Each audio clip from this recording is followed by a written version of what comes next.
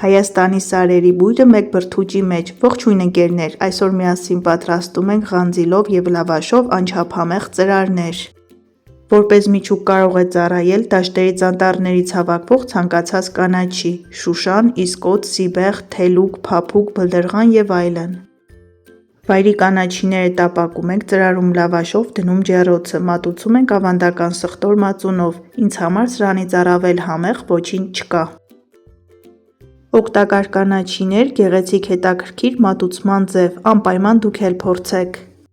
Մեզ անհրաժեշտ է 2 կապ ղանձիլ, որը նախապես մաքրում և լվանում ենք։ Ղանձիլը հարուստ է C վիտամինով և շատ սննդարար է, հատկապես մայիս ամսին հաճախ ներառեք ձեր սննդակարգում։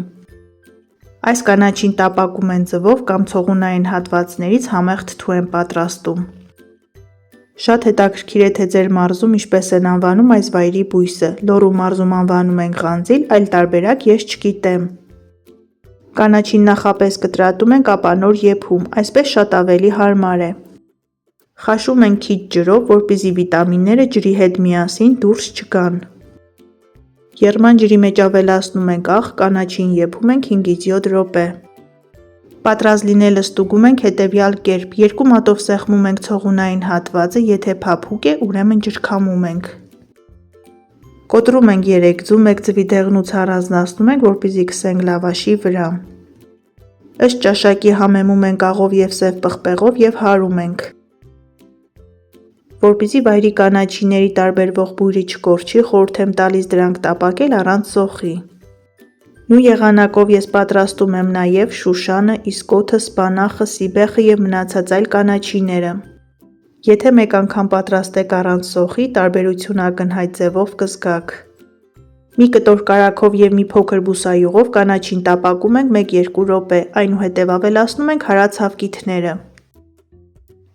Բարեկամներ, եթե նոր եք միացել Հայկական խոհանոց ալիքին, խնդրում եմ բաժանորդագրվեք և սեղմեք զանգակ կոճակը։ Հայկական խոհանոց ալիքում կգտնեք շատ համեղ և հետաքրքիր բաղադրատոմսեր։ Կարող եք սկզբից ավելացնել ձուն, այնուհետև կիսայեպ ձվածեղի վրա խաշած կանաչին, երկու տարբերակով էլ շատ համեղ է ստացվում։ Լավաշից երկար կտորներ ենք կտրում, ծայրին դնում ենք կանաչին և եռանկյունաձև փաթաթում ենք, ահա այսպես։ Կարող եք մեծ կամ փոքր եռանկյուններ ստանալ, նայեք ձեր հարմարությանը։ Ծրարների վրա քսում ենք 1 ձվի դեղնուց, որը նախապես առանձնացրել էինք և դնում ենք ջեռոց, մոտ 5 րոպե, ջերմաստիճանը 180 աստիճան։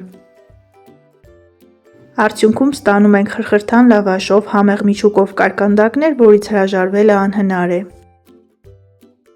Մատուցում ենք սխտոր մածունով և անուշ ենք անում, բարի ախորժակ։